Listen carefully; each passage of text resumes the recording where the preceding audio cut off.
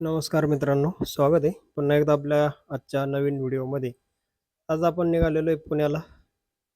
पुण्याला कशासाठी चाललो आहे? तर आज पुण्याला आजची जी आपली ट्रिप आहे ही एकदम खास होणार आहे. तर आपण चाललेलो आहे पुण्याला छत्रपती संभाजी महाराजांच्या समाधीचे दर्शन घेण्यासाठी आणि माझ्यासोबत माझी पूर्ण फॅमिली आहे आणि मुलांना पण घेऊन चाललो आहे मी. आणि मुलांनी अजून महाराजांची समाधी पाहिलेली नाही आहे. त्यासाठी मुलांना आज खास करून मी घेऊन चाललेलो आहे.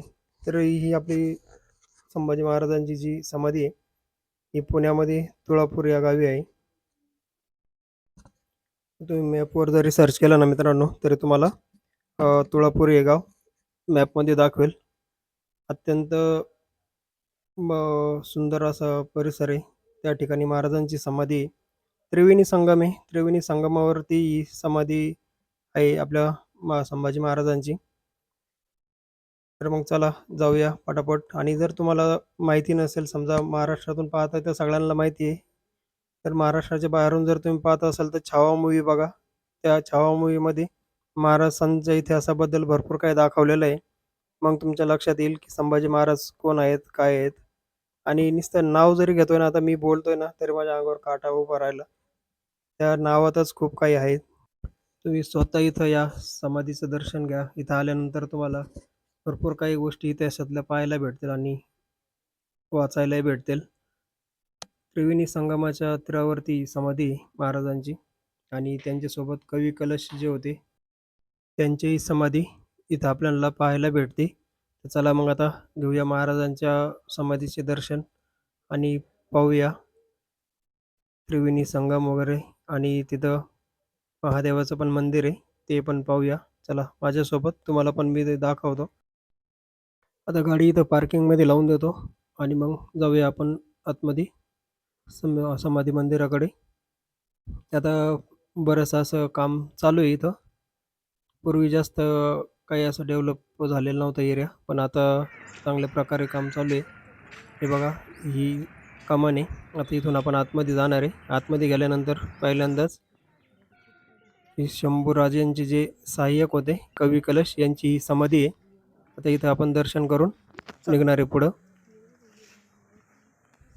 पुढे गेल्यानंतर समोरच महाराजांची ही समाधी आहे आणि त्या अगोदर आपल्याला संगमेश्वर महादेवाचे मंदिर आहे.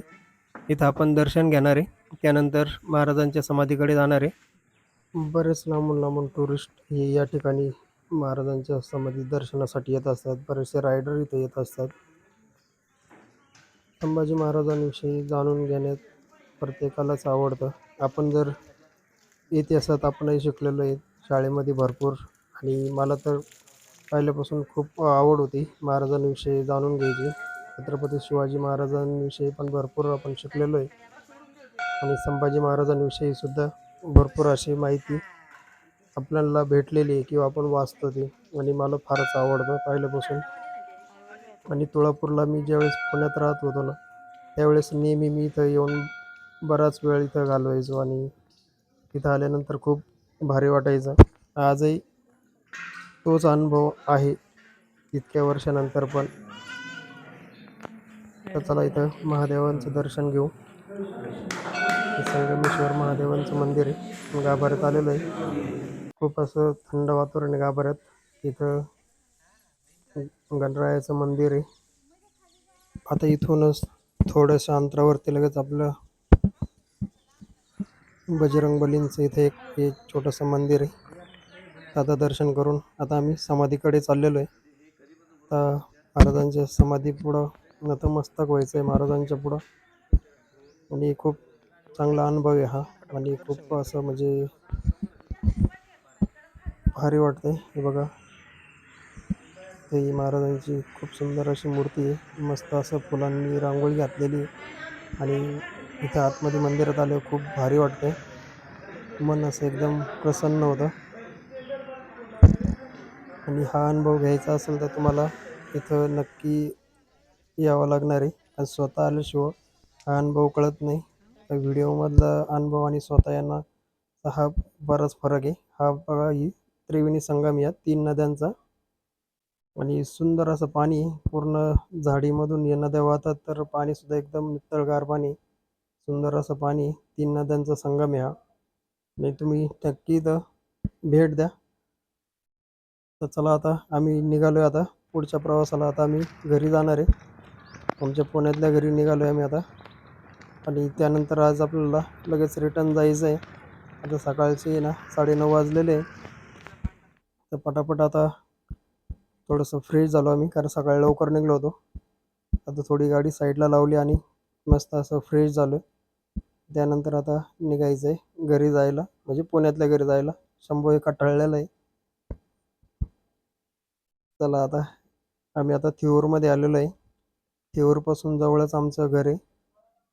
हा थिऊरचा साखर कारखाना आहे. पण हा बंद अवस्थेत आहे आता.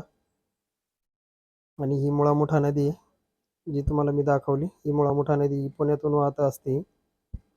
तर चला मग आता जाऊया पटापट घरी. तर घरी चाललोय आम्ही, थोडं दूर राहिले.